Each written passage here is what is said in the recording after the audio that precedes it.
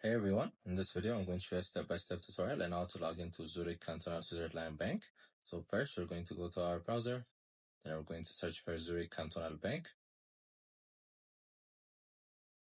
Then we're going to click on the link provided above.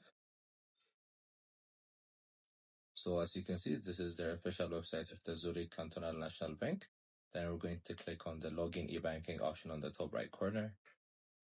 Then it's going to present us with a page where we can log in. So we're going to insert our username,